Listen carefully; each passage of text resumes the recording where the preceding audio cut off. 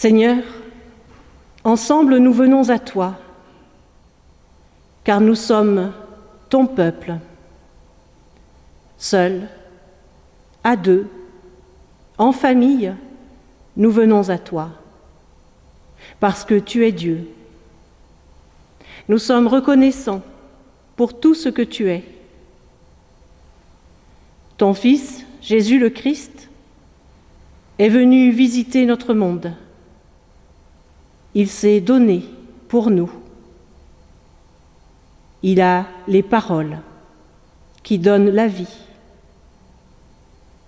En lui, tu nous rejoins, là où nous sommes, dans notre solitude, nos angoisses, notre espérance aussi.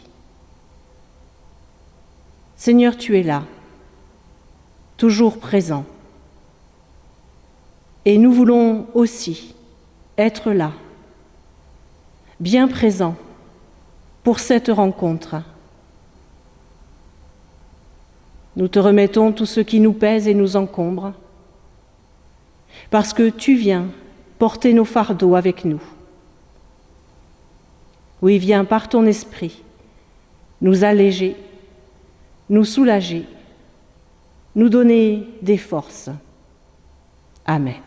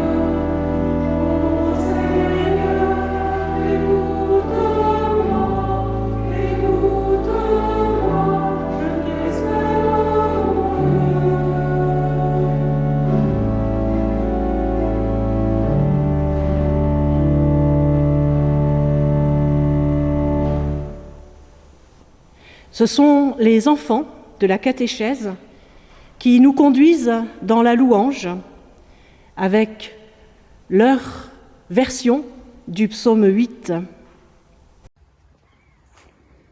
Merci mon Dieu d'avoir fait la création pour moi. Ça me fait plaisir. Tu nous donnes de quoi vivre. Nous croyons en toi, Seigneur Dieu. Merci pour la vie, l'oxygène, la terre, la confiance que tu nous donnes. Chaque jour, nous donner à manger et à boire. Chaque jour, supporter nos actes mauvais.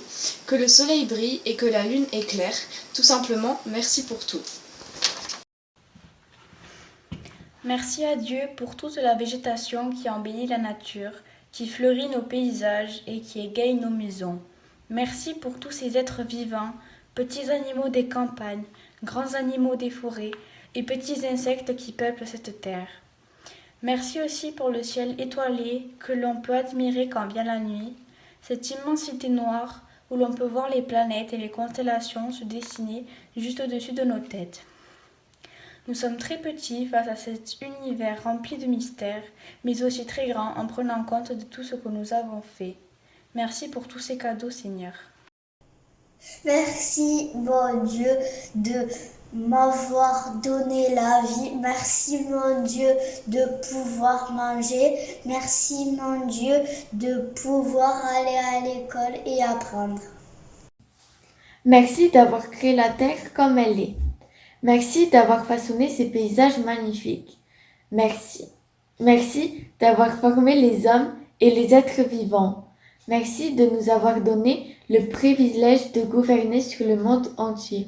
Merci d'avoir créé ce que personne d'autre n'aurait pu créer. Merci.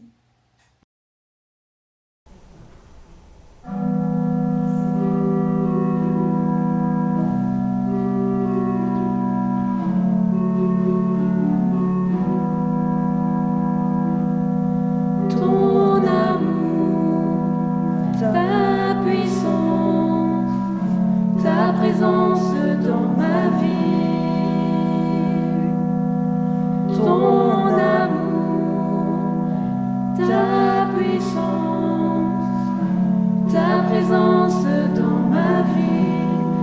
Et je veux t'adorer de tout mon cœur. Oui, je veux t'adorer de toute mon âme. Et je veux t'adorer de toute ma force, car tu es mon Dieu. Tu es mon Dieu. Et je veux t'adorer de tout mon cœur. Oui, je veux t'adorer de toute mon âme. Et je veux t'adorer de toute ma force, car tu es mon Dieu. Tu es mon Dieu.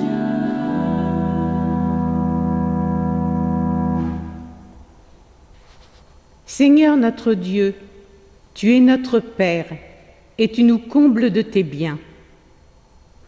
Tu nous as donné la création, les montagnes et les vallées, les sources et les ruisseaux, les océans et les forêts. Et nous pensons que c'est naturel. Tu nous as donné la nourriture, le pain et le vin, le riz et les fruits, le sel et le miel, et nous oublions de te rendre grâce. Tu nous as donné de quoi faire fructifier notre pays, du savoir et de l'intelligence, du courage et de la patience, du cœur et de la persévérance. Et nous croyons que nous le devons à nos propres mérites. Alors Seigneur, tu vois notre vanité. Accorde-nous la grâce de l'humilité. Tu vois notre suffisance. Apprends-nous la reconnaissance. Tu vois aussi nos craintes et nos peurs. Donne-nous la confiance. Tu sais les oublis de notre histoire. Renouvelle notre mémoire. Pardonne notre ingratitude qui nous empêche de te rendre grâce pour tous tes dons. Pardonne notre orgueil qui nous empêche de t'appeler dans nos décisions. Pardonne notre amnésie qui nous empêche de te reconnaître dans notre maison.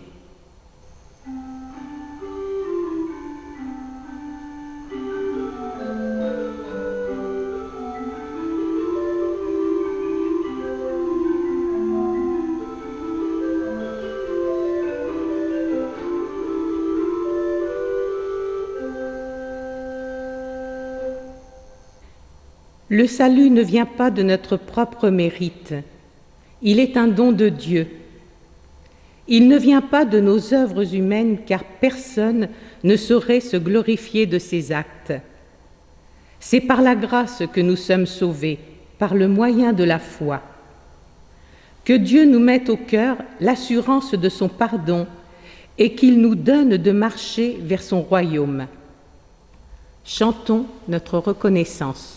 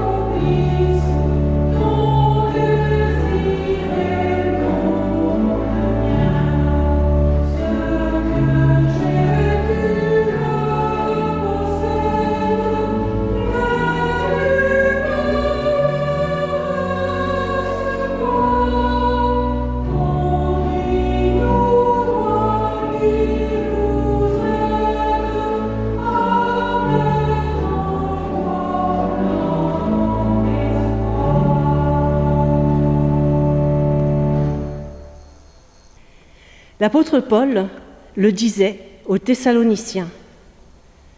Quand vous avez reçu la parole de Dieu, vous l'avez accueillie, non comme une parole d'homme, mais comme ce qu'elle est réellement, la parole de Dieu qui agit en vous qui croyez.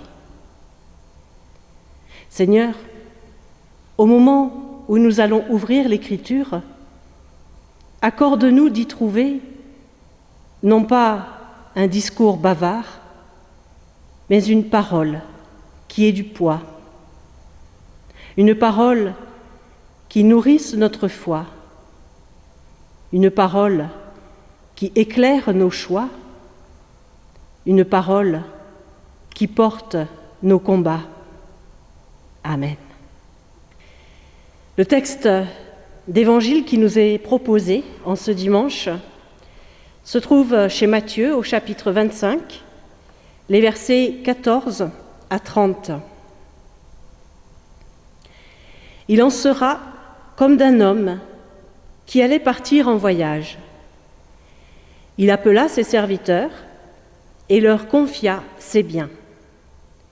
Il remit à l'un 500 pièces d'or, à un autre 200, à un troisième 100, à chacun selon ses capacités. Puis il partit. Le serviteur qui avait reçu les 500 pièces d'or s'en alla aussitôt faire du commerce avec cet argent et gagna 500 autres pièces d'or. Celui qui avait reçu 200 pièces agit de même et gagna 200 autres pièces. Mais celui qui avait reçu 100 pièces s'en alla creuser un trou dans la terre et y cacha l'argent de son maître. Longtemps après, le maître de ses serviteurs revint et se mit à régler ses comptes avec eux.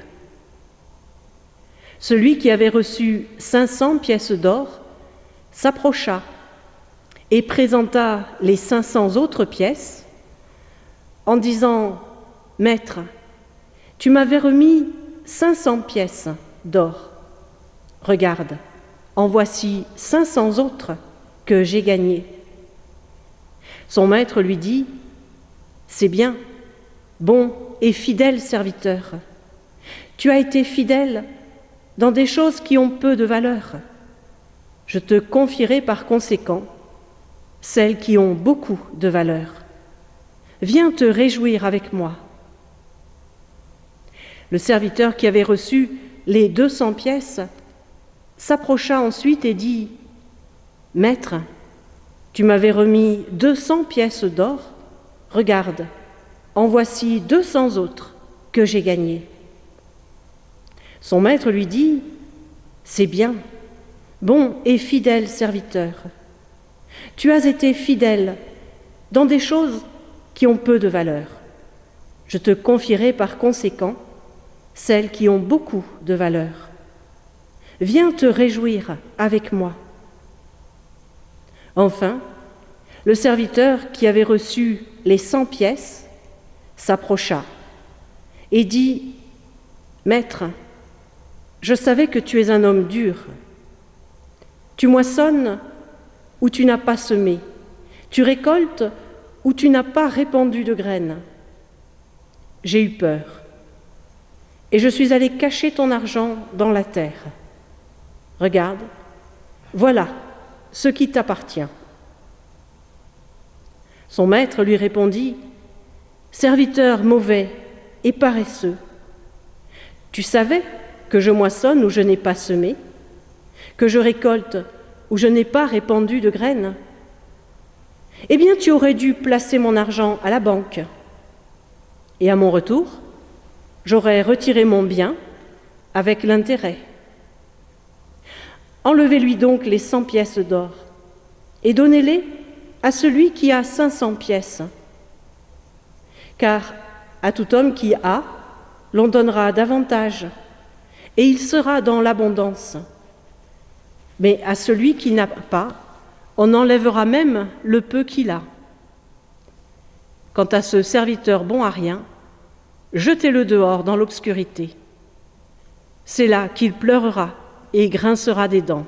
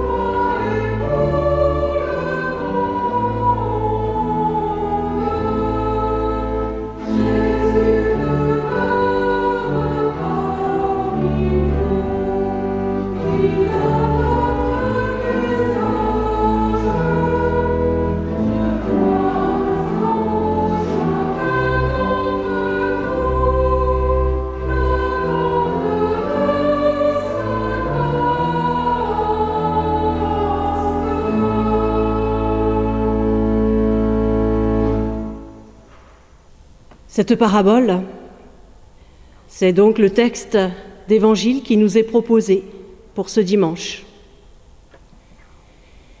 Ma première réaction à la lecture de ce passage a été plutôt mitigée. Voilà un texte difficile à recevoir. Et puis, que peut-il nous dire dans le moment si particulier que nous vivons ? On est bien loin dans notre confinement, dans nos craintes devant la propagation de la maladie. On est bien loin de ces questions de pièces d'or, de talents, gagnés ou cachés, de ces histoires de comptes à rendre et de calculs de dettes. Et nous avons plus besoin d'encouragement et d'espérance que de menaces.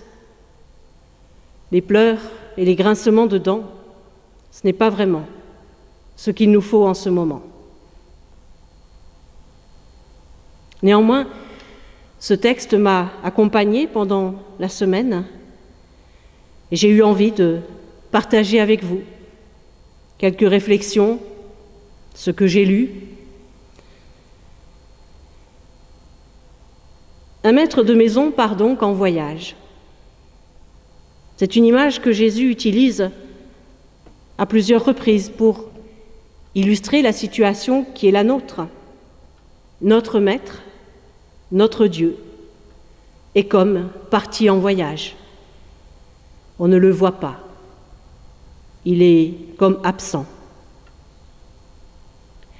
Avant de partir, ce maître prend soin de confier ses biens à ses serviteurs, de les leur livrer. C'est un verbe important. Le maître prend le risque de laisser entièrement ses biens entre les mains des serviteurs. Ceux-ci en ont la pleine responsabilité et le pouvoir d'en user comme ils veulent. Le maître ne donne pas la même chose à tous. Il dose selon les capacités de chacun. Et les sommes confiées sont très importantes.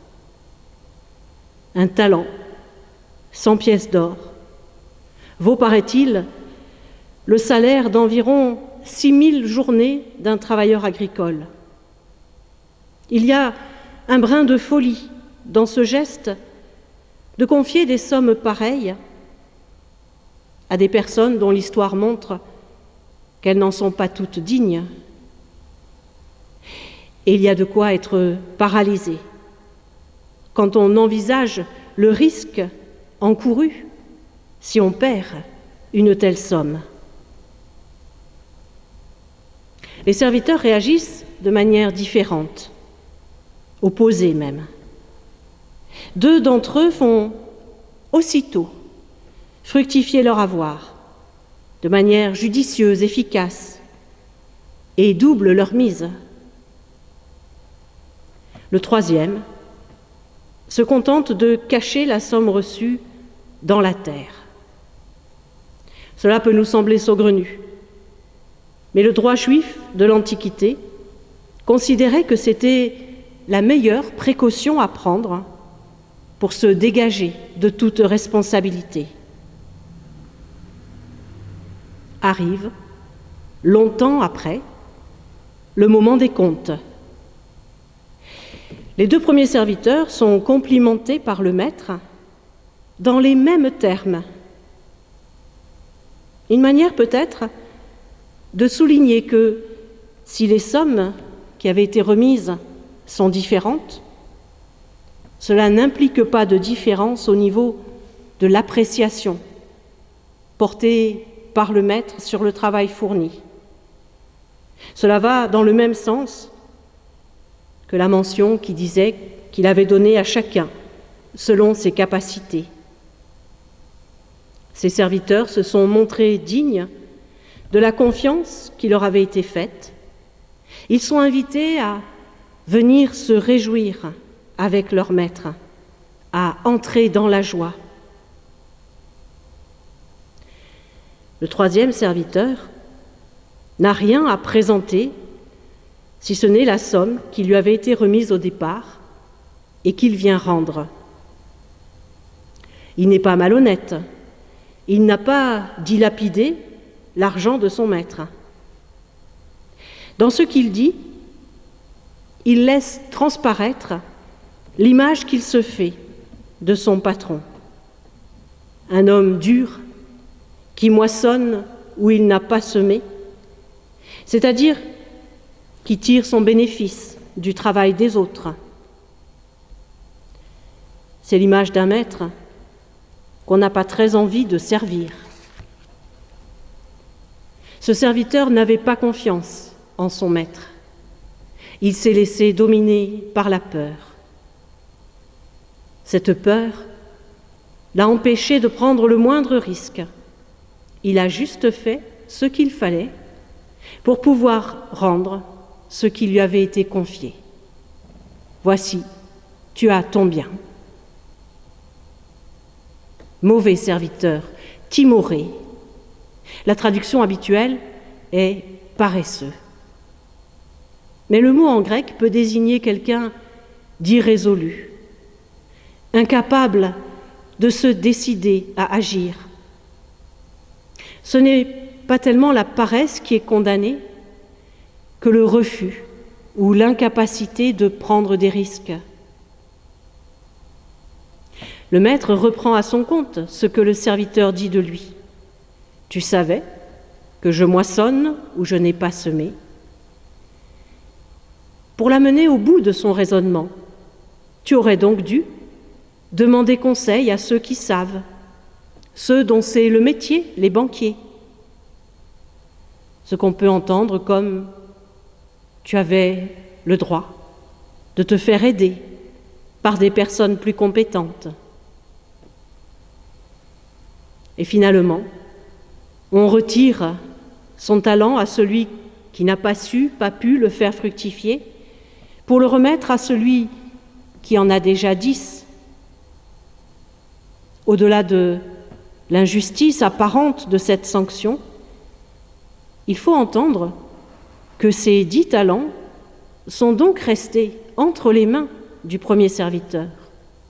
Le maître n'en a rien moissonné. Quelles sont ces richesses abondantes, surabondantes que Dieu nous confie? La lecture traditionnelle de ce texte a donné au mot « talent », qui désigne à l'origine une somme d'argent, la signification d'aptitude naturelle. Mais est-ce bien de cela qu'il s'agit?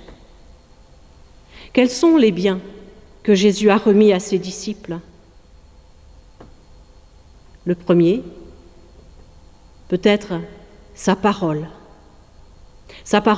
qui se multiplie quand on la sème, qui porte fruit quand on la répand. La bonne nouvelle est faite pour être partagée, relayée, communiquée, même au risque qu'elle soit mal comprise, mal accueillie, déformée. Un autre bien que Jésus nous a remis, c'est l'amour. L'amour qu'il nous a manifesté, l'amour qu'il nous invite à partager, à répercuter, malgré les risques de rejet, de refus, dont Jésus lui-même a fait l'expérience. Oui, le Maître est parti en voyage. Nous vivons le temps de l'absence de Dieu. Nous sommes confrontés à son silence. Et nous le ressentons peut-être plus fortement encore en cette période. Et comme le troisième serviteur, nous pouvons nous sentir submergés, paralysés par la peur. Cette histoire nous rappelle que ce que nous avons reçu est vraiment à nous. Dieu ne donne pas à moitié et nous en sommes responsables. Nous sommes le corps du Christ.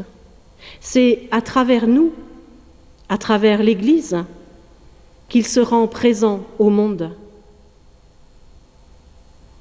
J'entends dans cette parabole une exhortation à ne pas nous laisser paralyser par la peur, mais au contraire à oser. Oser transmettre la parole que nous avons reçue. Oser vivre et manifester l'amour que Dieu nous donne. Oser aussi demander de l'aide quand la tâche nous semble trop grande pour nous. Que Dieu nous garde dans la confiance, qu'il nous aide à surmonter nos peurs, pour que nous puissions témoigner de son amour et entrer dans sa joie. Amen.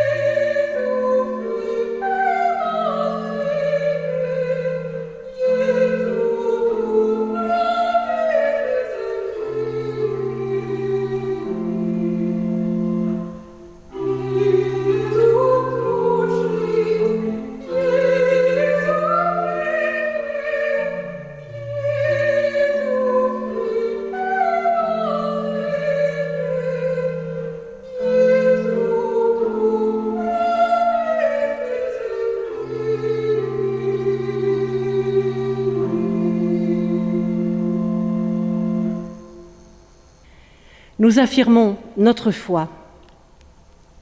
Je crois en Dieu, le Créateur, qui nous a confié ce monde pour que nous y dessinions les traces de son royaume. Je crois qu'il nous veut pour partenaires d'une alliance qu'il renouvelle au cours de l'histoire. Je crois qu'il est entré dans cette histoire par la foi des patriarches, par la parole des prophètes, par son incarnation en un homme, Jésus, qui a vécu comme nous, est mort pour nous et est ressuscité pour nous ouvrir les portes de la vie éternelle. Je crois qu'il est entré dans ma vie, comme dans la vie de tous les humains, pour nous accompagner et nous conduire dans la liberté. Je crois qu'il est la source de l'amour et qu'il souhaite le salut de toute l'humanité. Je crois que tous les moyens qu'il se donne concourent à la germination d'un monde nouveau, dont nous sommes appelés à discerner les fruits et à en témoigner. Amen.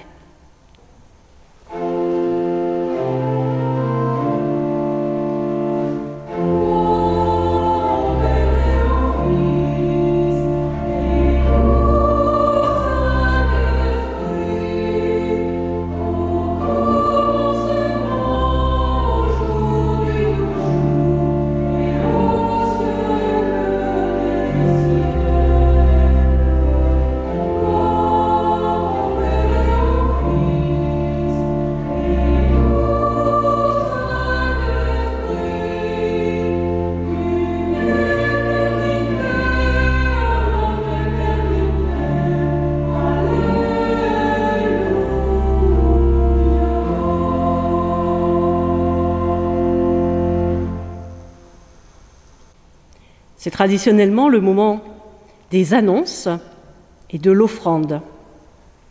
Parce que, même confinée, l'Église a besoin de nos dons.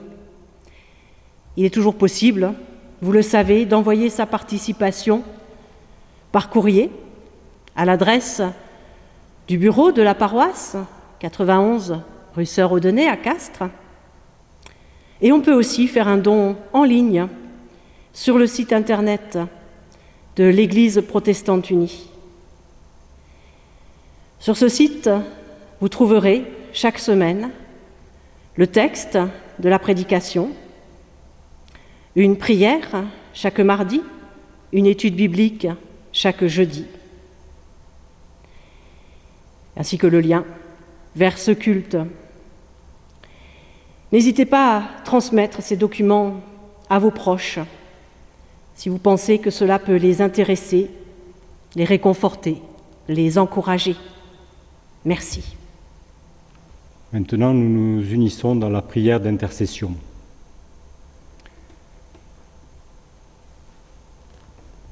Je ferme les yeux, je fais place en moi, pour toi, pour ta paix. C'est pour moi le temps de la prière. D'abord, je respire et je me tais. Et j'entends, c'est dans le calme et la confiance que sera votre force. Ésaïe 30, verset 15. Je laisse résonner cette parole en moi et je rends grâce. Je ferme les yeux et je fais place en moi pour toi. Tu es le Dieu qui me donne la paix. Tu es le Dieu qui me remplit de son amour. Ta parole est une lampe à mes pieds, une lumière sur mon sentier. Psaume 119, verset 105. À cette lumière, je voudrais ne rien oublier de ce que j'entends, de ce que je vois, de ce que je ressens. Et je veux tout déposer devant toi. Je te confie ceux qui sont inquiets, et c'est peut-être moi. Ceux qui redoutent ce deuxième confinement, ses conséquences économiques, ses conséquences psychologiques. Je te confie ceux qui sont en colère, ceux qui sont tenaillés par la peur, et c'est peut-être moi.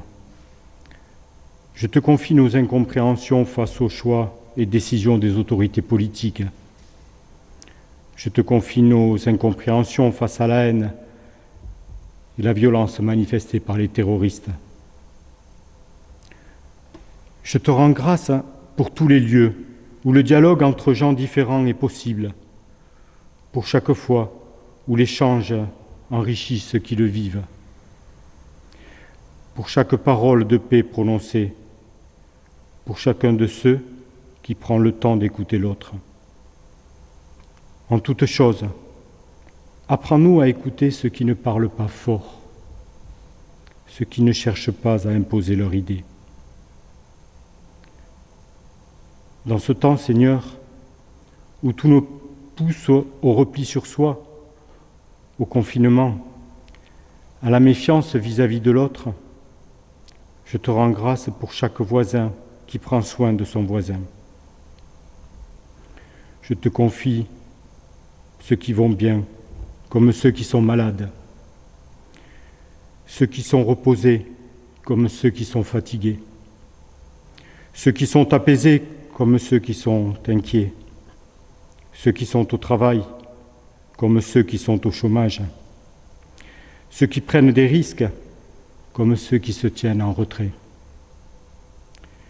Puissions-nous être les uns pour les autres un secours et un soutien.